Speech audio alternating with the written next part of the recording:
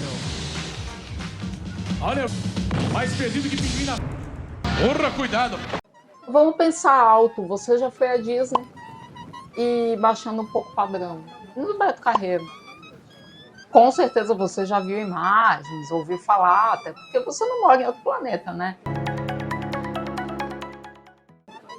E se eu te contar que existe um parque temático que você não só olha coisas legais e anda numa outra montanha-russa, mas sim participa ativamente de uns desafios muito, muito loucos?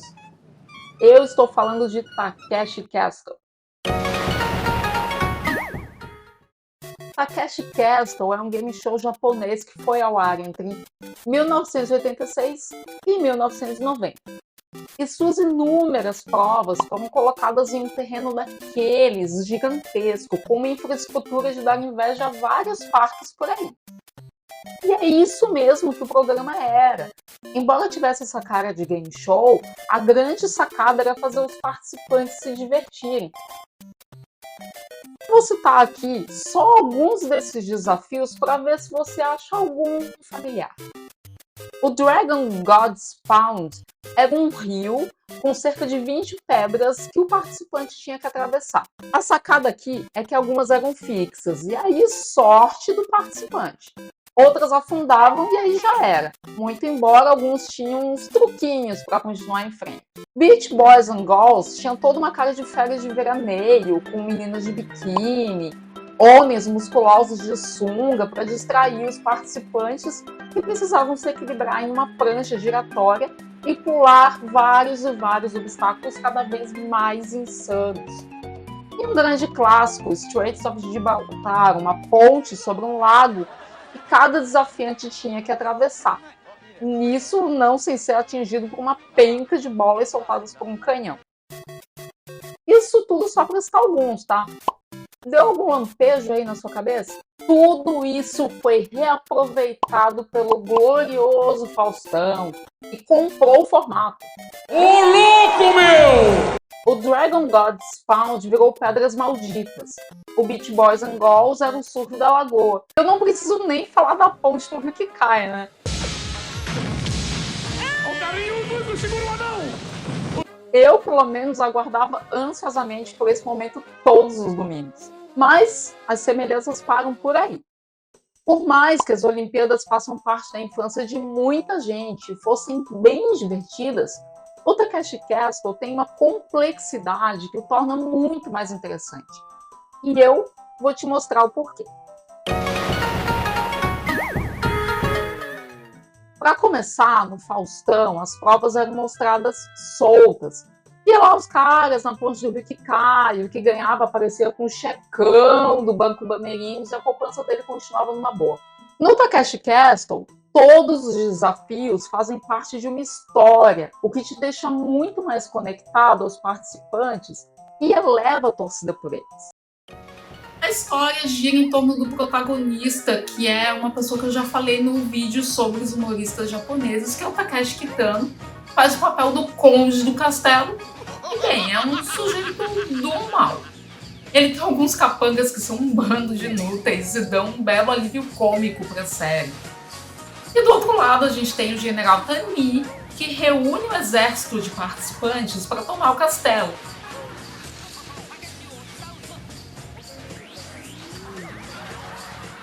Todas pessoas comuns, famílias, empresários, crianças, líderes de torcida, tem de tudo. E o General Tani é simplesmente maravilhoso.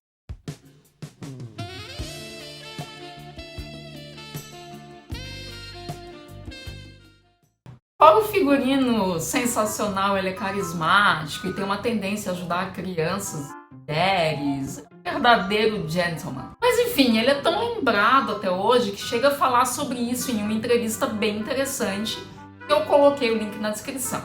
Ela tá legendada em inglês, mas eu tomei a liberdade de traduzir um pedacinho para você sentir o espírito do programa. Olha só. 自分の試験ね、私の試験ですけども、やっぱりなんかこうみんな泥だらけになって遊びたいっていう竹仕様の原点は大体が水と土なんですね。コンクリートではないっていう。多分永久に不滅っていうか、もう多分それだと思いなかったです。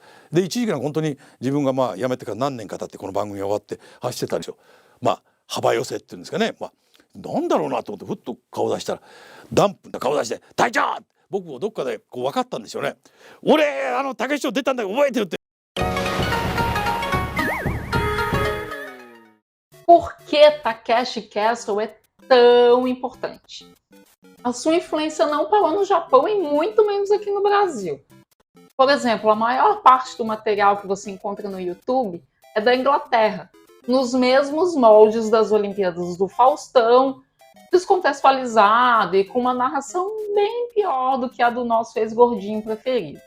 Mas excertos como esses também foram exibidos na Austrália, República Tcheca, Dinamarca, Finlândia, França, Alemanha, Grécia, Irã, Itália, Lituânia, Malásia, México, Holanda, Filipinas, Portugal, Rússia, Sérvia, Singapura, Eslováquia, África do Sul, Espanha, Taiwan, Ucrânia, Estados Unidos e Vietnã.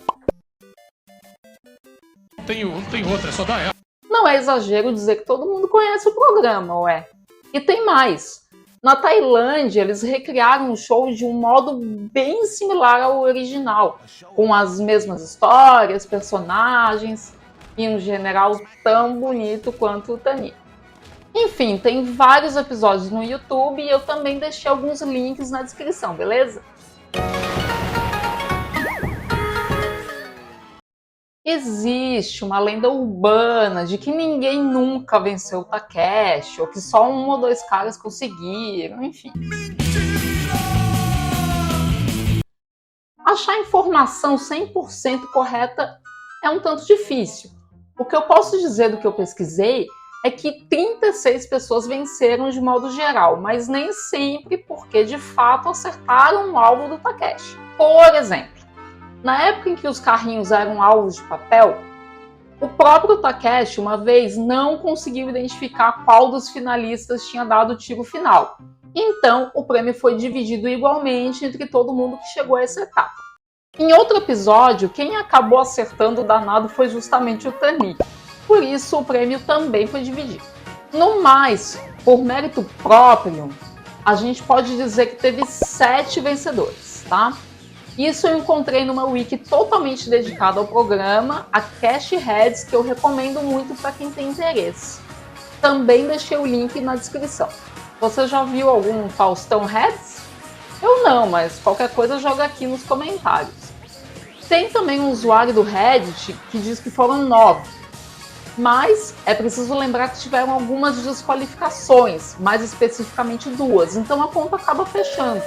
No episódio 9, a arma bateu no carro e não no alvo para a arma de água, então o finalista não foi considerado campeão. No episódio 20, o carro do Takeshi simplesmente ficou preso na grama ou em algum obstáculo, enfim. Coitado do Conde.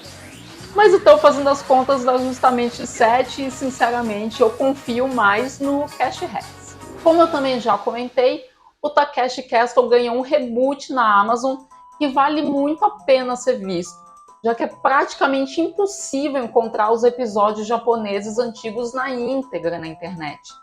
Se teve algum vencedor, eu não vou dar spoiler não. O que eu posso dizer é que a prova final mudou bastante e é um verdadeiro espetáculo visual.